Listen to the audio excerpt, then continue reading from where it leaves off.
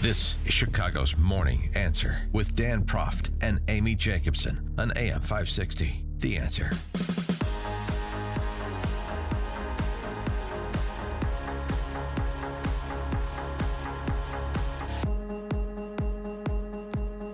Good morning, Dan and Amy. What's the future of policing in Chicago after the Jason Van Dyke guilty verdict on Friday?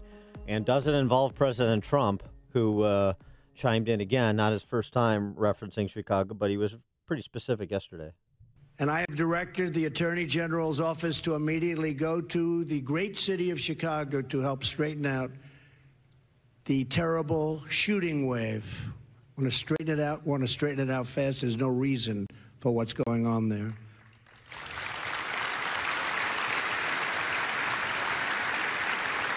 I've told them to work with local authorities to try to change the terrible deal the city of Chicago entered into with ACLU, which ties law enforcement's hands, and to strongly consider stop and frisk. It works, and it was meant for problems like Chicago.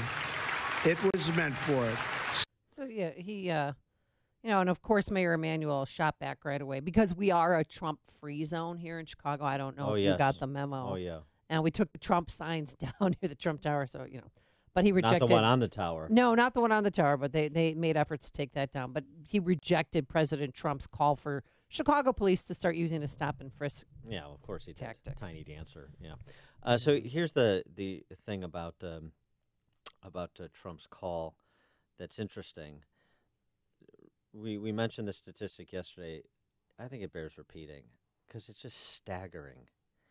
In the 4 years, almost to the day, from the Laquan McDonald shooting to Van Dyke's conviction, nearly 2,500 murders, more than 11,000 people shot and wounded.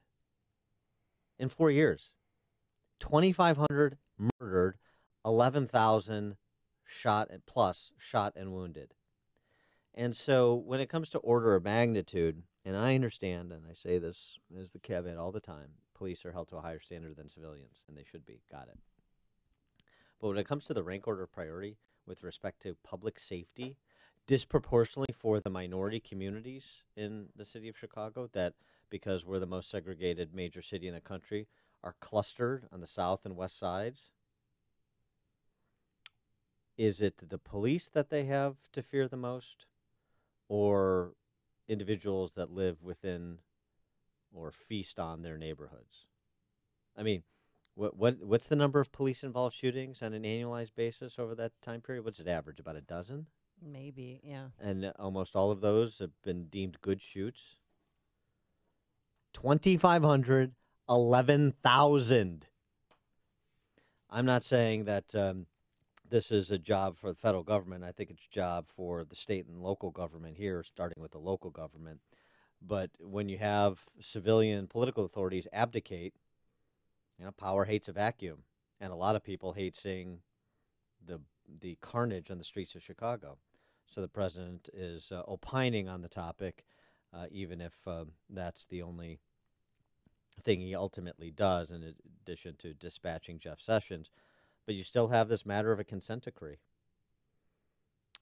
And that's something the Department of Justice could reconsider. Unfortunately, I don't know if you could get the political leadership of the city to reconsider. For more on all of these topics in the post-Van Dyke conviction world, we're pleased to be joined again by Kevin Graham, who is the president of the Chicago FOP Lodge 7. Kevin, thanks for joining us again. Appreciate it. Thanks for having me. So why don't we start with the President of the United States, and how did you react to what he said and to his announcement he was dispatching Jeff Sessions to Chicago? Well, first of all, I was very happy. We have been speaking with the Justice Department for the last several months, and we have been asking them to intervene in the consent decree. We have said, you did the investigation. You know what the problems are. the problems are not with the members on the street, the members that I represent. The problem has to do with the political landscape and with, it certainly started with the leadership in the police department. Now, I will say that a lot of the leadership in the police department has turned over. There are some things that are going correctly, but right now, we still are not invited to the table to discuss the problems that are occurring in the city. And what did you think about President Trump's, call for Chicago police to start using stop and frisk tactics? Is that going to help, curb the city's violent crime numbers? Well, first of all, the stop and frisk, at least in New York, was ruled unconstitutional. Mm-hmm. However, what we were doing prior to that was certainly legal. We were filling out cards, documenting why we were stopping people. The problem was that the city and the police department entered into an agreement with the ACLU, filling out long paperwork, trying to really put the emphasis on the police and not on the offender. And at that point, it became not just cumbersome, but it became a problem because the officers could be disciplined simply by making a mistake. So why would I risk being suspended for a day simply by making a simple mistake on a form? I mean, it was clearly a move to try and keep the police from stopping criminals. And so the consent decree or the community's posture towards police in the wake of the Van Dyke conviction, which is going to be more impactful, more lasting in terms of the way Chicago police do their job? Oh, the consent decree. They want to turn over the control of the Chicago Police Department to a federal judge. And this federal judge has already said that when we've asked to intervene to make sure we have a seat at the table, he's already told us no. This is the exact problem that we have had for a number of years, that the FOP has not been allowed at the table. And they are continuing it now through a federal judge. We're going to be in court for a long time. We would like, first of all, I'm very grateful to President Trump to send the Justice Department.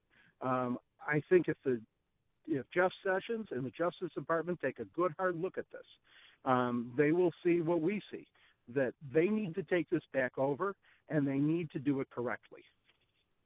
I wanted to get, we talked to Dan Herbert, Jason Van Dyke's defense attorney yesterday, as well as Joe McMahon, the prosecutor. But Herbert said that it's his understanding that the conviction will be appealed.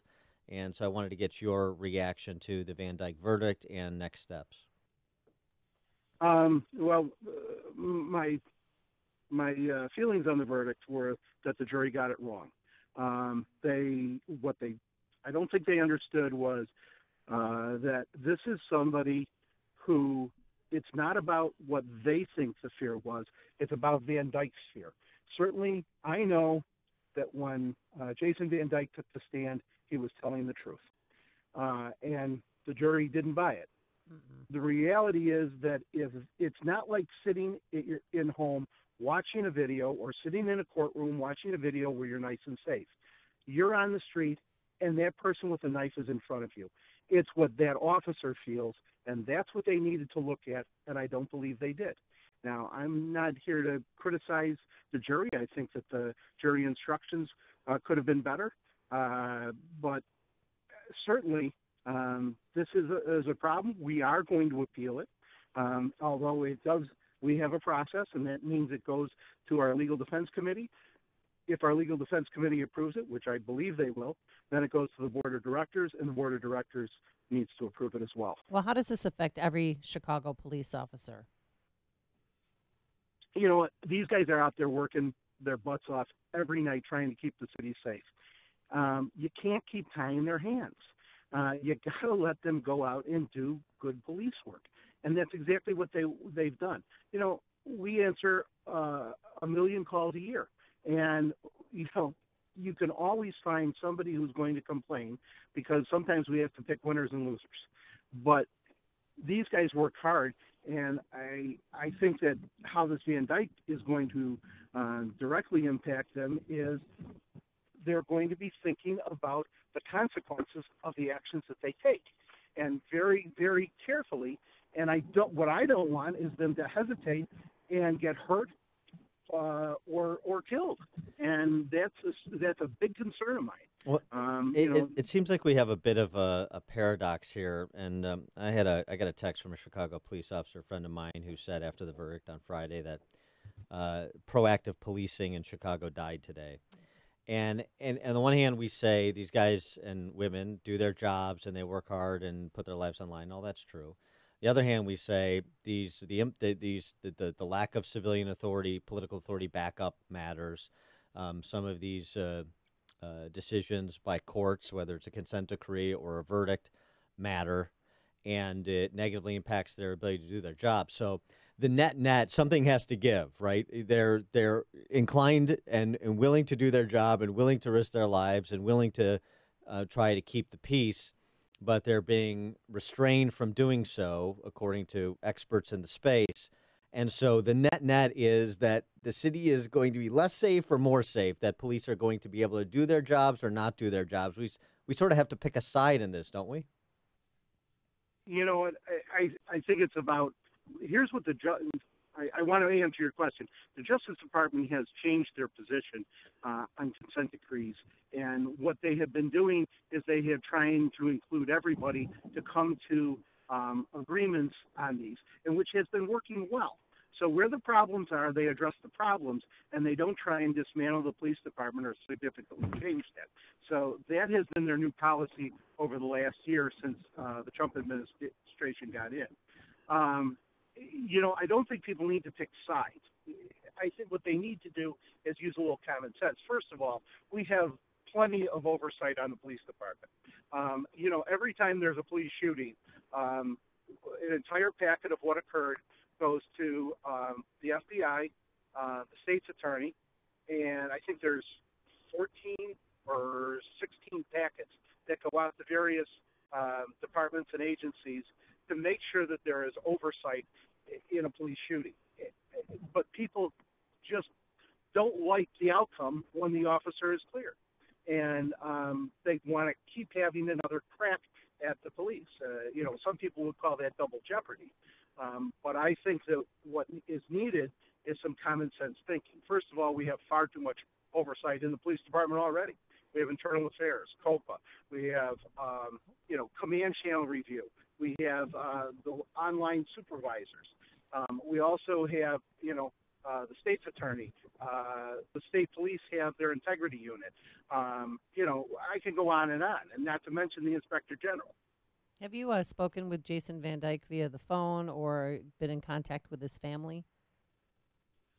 I have spoken with his family. I spoke with both his wife and his father yesterday. These are difficult times. This is somebody who, certainly in my opinion, and in the opinion of most police officers, should not have been locked up. He went to work that day. He wasn't intending to shoot anyone. And it's very difficult to say that this man is being locked up for 23 hours a day and could be for a very, very long time. Well, this is not somebody who's a danger to society. On that matter of the potential length of his sentence, that's a subject for some debate and a pending sentencing report. But if Jason Van Dyke were to get the lower end of what he could get, which we discussed with Dan Herbert yesterday, maybe he gets 6 years, or versus the higher end. I mean, if he gets in the single digits of years, are you concerned at all that we may have unrest delayed in reaction to what was going to be perceived as a light sentence? Because what proponents of his conviction have been saying, that he could spend the rest of his life in jail, he should spend the rest of his life in jail, and so forth. They're expecting a substantial sentence. Well, first of all, to even put him in the category of, some of the murderers that have spent time in jail is ridiculous. He simply went to do his job. And I said this the other day, and I got a lot of criticism on it, but I'm going to say it again today. Okay. Physicians and pharmacists kill almost 100,000 people every year through mistakes that they make. Nobody's looking to indict them simply because a police officer goes and does the job that he was hired to do and trained to do. And I want to emphasize on that. Now they want to try and get their pound of flesh out of them, and I think it's wrong. And when I specifically answer your question about about whether there'll be unrest, no. I think that most people realize that he is entitled to due process. He is not a danger to society, and when we have people who have gone out and done horrendous things to the public, they don't get this much time. So I think it's up to the judge to take a look at the totality of the circumstances. I want to get your reaction to this story in the Chicago Crusader about 8 aldermen, African-American aldermen, who received upwards of $300,000 in campaign contributions from Rahm Emanuel during the runoff in 2015 for his reelection. 4 seconds. That's all the time it took to pass the Chicago City Council ordinance, April 15, 2015, a proposed settlement to pay Tina Hunter, the mother of Laquan McDonald, $5 million, a $5 million legal settlement. 8 days before, Rahm Emanuel had beaten Chuy Garcia in the first ever runoff, and it was revealed that a group of black aldermen, along with another 39 aldermen, approved the $5 million settlement more than a month after they received $300,000 in campaign donations during the runoff period in that 2015 election. There's some suggestion in this piece that essentially African-American aldermen who've been silent on the topic were bought off by Rahm Emanuel and part of a cover-up to push this whole matter past his 2015 reelection. And I wonder how you react to the level of accountability that has been visited upon Rahm or the city council in this whole matter. Well, there's a lot to answer there. Yeah.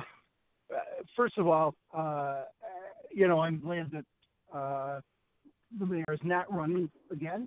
I think it's time for somebody new to come in. I think it's time for somebody who believes in the rule of law and in law enforcement. That way we can get the city back on track. People are not going to move their businesses here if we have, as you said at the top of the hour, 11,000 people shot or wounded. And that's unacceptable. I do think that when we have what's really become an industry where people have gone into court to try and get the wrongful conviction, quote, overturned when they actually did do the crimes, people need to take a harder look at these cases. We've certainly gone to the city council and said, look, don't pay off millions of dollars to somebody who broke into a house, killed the parents, and kidnapped the children, and yet they paid them anyways. I think that it is important that each case be reviewed. Let's ask the officers what happened in these cases, because this business of, they were tortured or they were somehow coerced into a confession really is not true in most of these cases, and that a lot of what it is problems in the city's law office.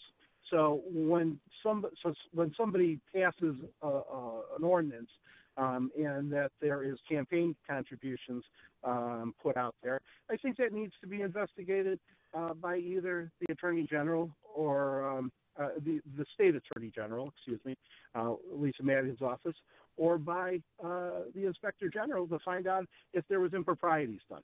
All right. He is Kevin Graham. He's the president of Chicago Fraternal Order of Police, Lodge 7. Kevin, thanks for joining us. Appreciate your time. No problem. Thanks for having me. And he joined us on our turnkey.pro answer line. Listen to Dan and Amy on your smartphone. Download the AM 560 mobile app today at 560theanswer.com/mobile. Balance of